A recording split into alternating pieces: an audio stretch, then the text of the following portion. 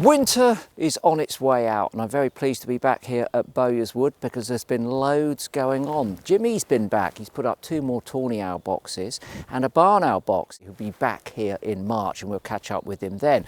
Now, we've got some exciting things going on. Christine has been looking at our baseline surveys and she's got some fantastic news coming up from that. We're also going to be tree planting. Black poplar, one of the rarest trees in the country, and Steve Jones is going to be here planting some aspen as well. All of this and so much more is down to you and your kind support of Ecotalk. Christine, nice to see you again. And you? The baseline surveys, yes, which we require to know how much progress we're making. So let's explain. The first thing is the baseline surveys are an audit of what we've got here now. Yes. And we can't obviously measure progress unless we know what we've got to start with. How have they been going then? Well, what we've done is, first of all, survey to see what surveys have already been done. Good thing. And there's a lot of it. So we have the whole site records from the Biodiversity Record Centre showing 963 species in total across the site at different times.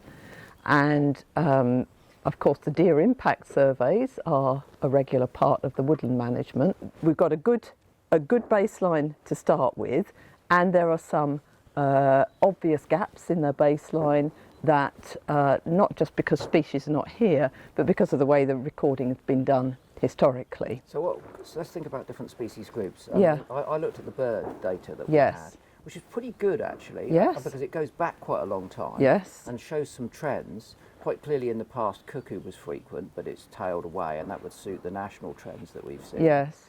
Some of the other species might think are under-recorded. Tawny owls, I mean, not found every year, but they're obviously here every year. Yes, I think that reflects the data we're looking at here. So we're looking at a breeding bird survey, which is done by expert amateurs on a kilometre square, regular walk, transect, and they would typically come out in the spring and summer days. They're not always going to be here when the tawny owls are calling. And similarly, I noticed on the same list, I think marsh tit is under-recorded here because there's only a few instances shown on the spring breeding birds, but when I was here in December, there was half a dozen in the place. Yeah. And if you're here in the early part of the spring, you'd hear them calling. You'd hear those. Yeah. You'd hear those calling. And the goshawk isn't here.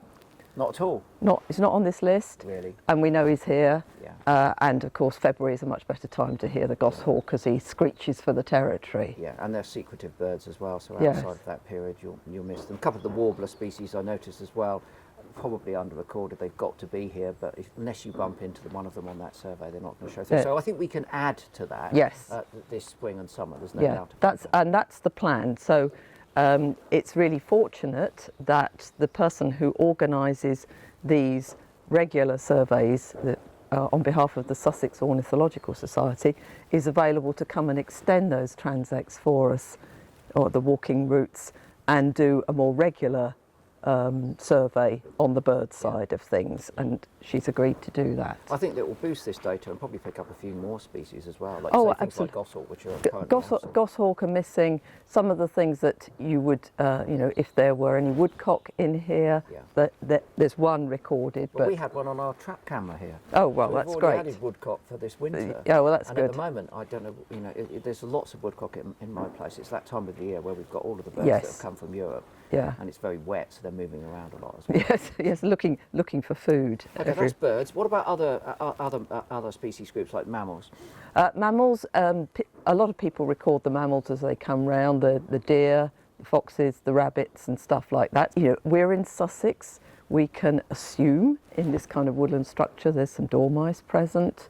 We don't have to look round for a particular habitat. We're in the south of England and we're in a structured woodland, and there's plenty of brambles, so we can assume they're here.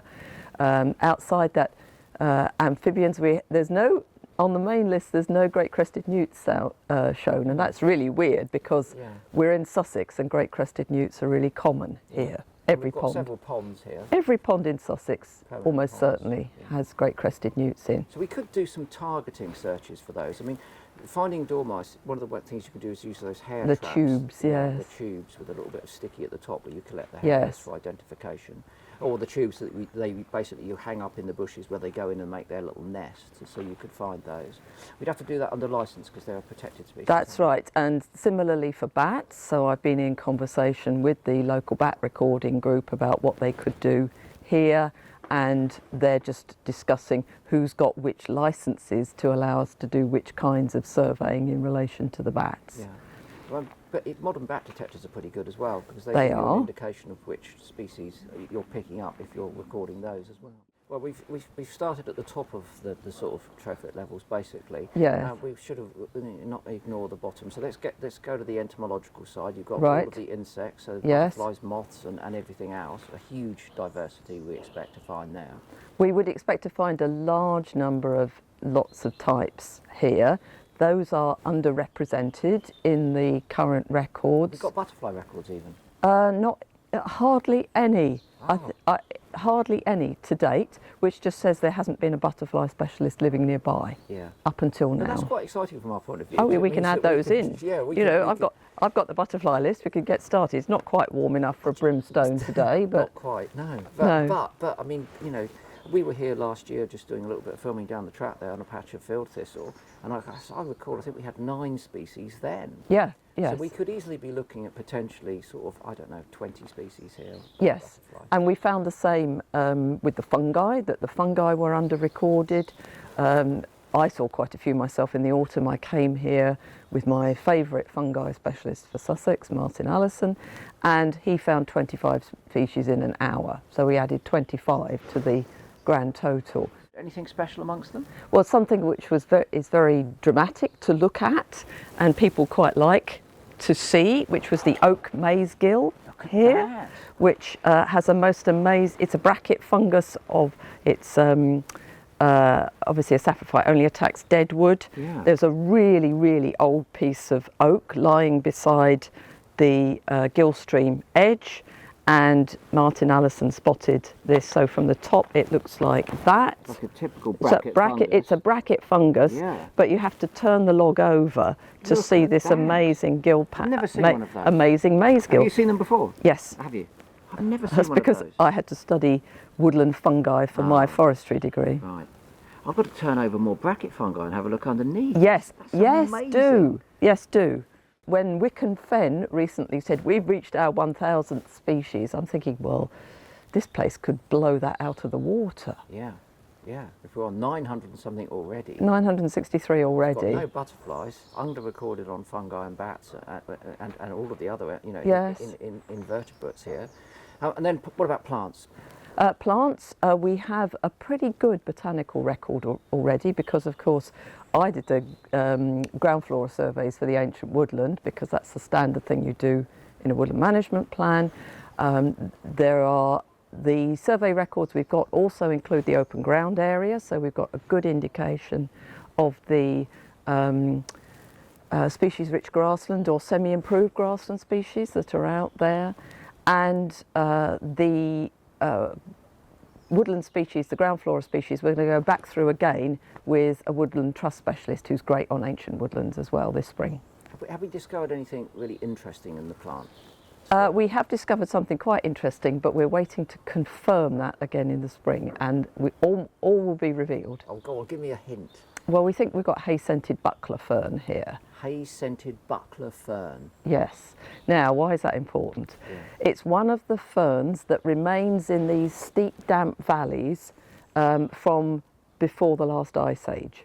So it's called the Atlantic community. So the same kind of things you get in the temperate rainforests on the west coast exist in the stream valleys in the high weald. Where they're protected by the steep sides and The what dampness. can only be described as its own little microclimate. A microclimate. And when anyone ever says its own little microclimate, you know it means clammy and cold and damp. That would be likely, yes. Yeah. Well, that would be very exciting to find those here, Yes, wouldn't it?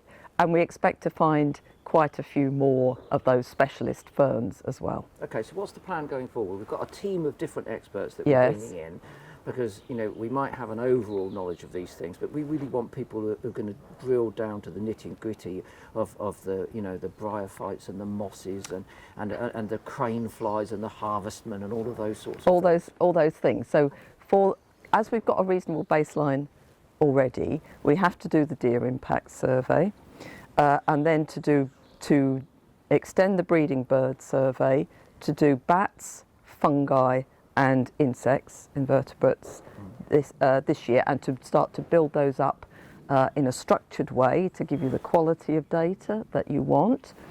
And then I'm saving the fancy stuff like bryophytes and so on for future years, depending on budgets. Yeah, yeah.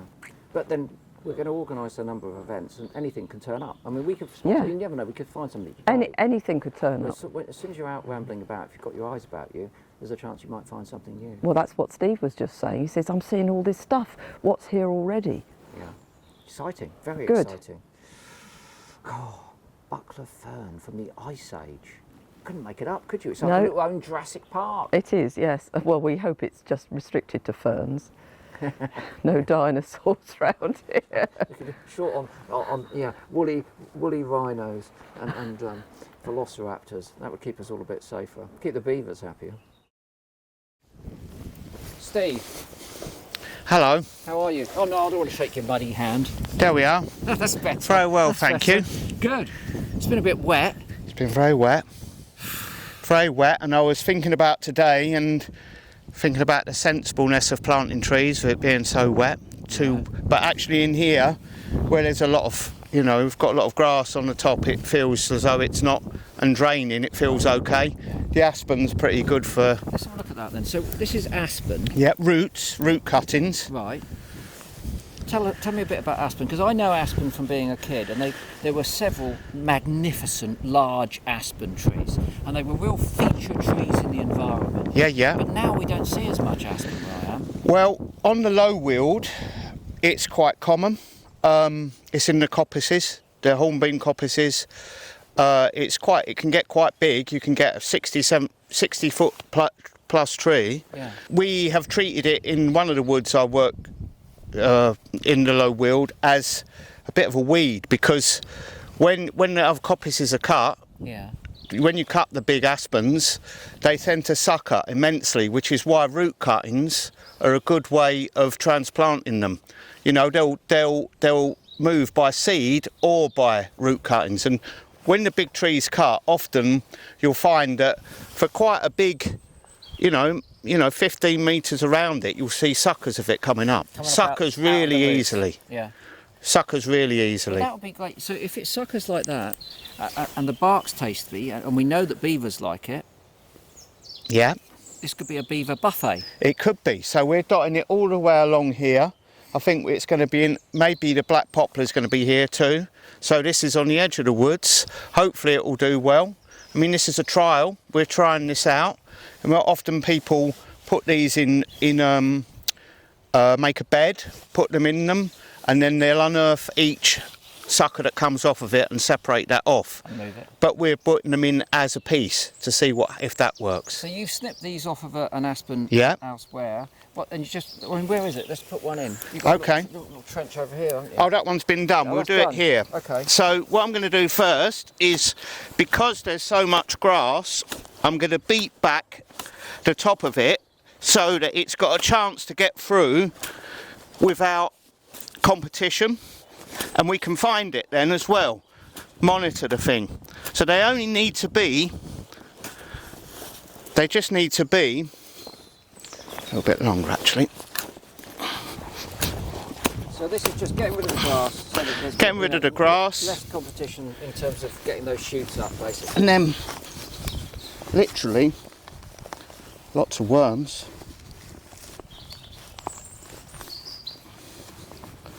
Got some there anyway.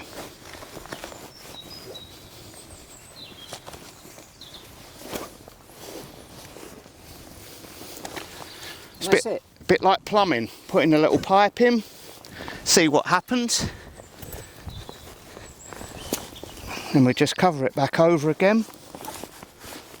Pretty resilient tree then in that case. Really resilient.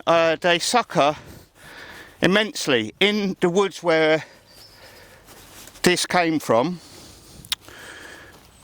they've always been a bit like, the aspen will come up faster than the other recovery. But also, I think that they're not so tasty to the deer. So the hornbeam will get a bit nibbled and stuff. This comes up and is the winner really. Yeah. But last year what we realised was we had a moth appear, the light orange underwing. Yeah. And I think that that has some association with the aspen flower or early in the year. Yeah. So we got actually a bit like, well actually maybe we'll be a bit nicer to the aspen now. We won't feel so like it's taking over and dominating. You know, it has its uses in that sense. I think it's got, you know. But if it sends up these suckers as regularly and rapidly as it does, if the beavers come up, I mean, we should point out that the stream is only about 15 metres behind us here. So this is well within their foraging zone. Yeah. That they could come up, nibble this, and then they would immediately regrow. Yeah. So in effect, we'd be, you know, planting here, regenerating salad for these animals. Oh yeah, and also then it would just start to move out. As it's nibbled back again, it would start to sucker again. That's the idea. That's how resilient it is. It's extremely resilient. Yeah. So you could see that the whole, you know, I think that, you know, we're spacing the plants out. We might find that the whole area becomes quite rich with aspen. Then they'd be able to just nibble it as they wish to. How long do you think? What, for this? Well, I mean, I reckon 2 to 3 years you'd start to see quite a lot. This year it will just establish itself here, Yeah. but it grows really fast. Wow.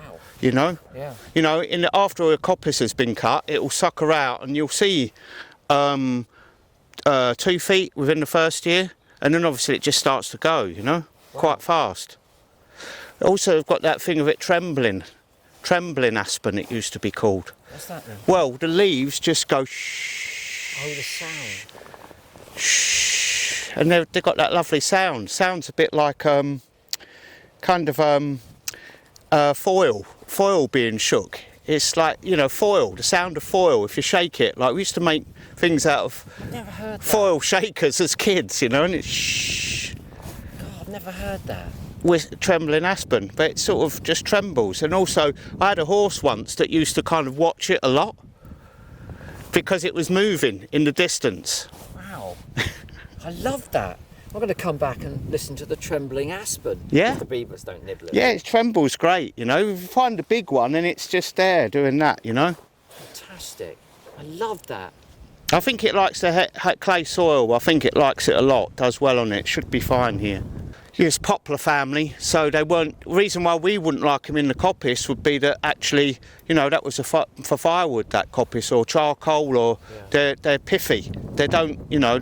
I can see why the beavers like them because they're Easy to chew. easy to chew. But actually, in terms of like a product, make a lot of smoke, not much else. Yeah. You know. Yeah. All right. Top work. There we are. Aspen Aspen. in the ground. We're marking them, you see, so we can see how they get on.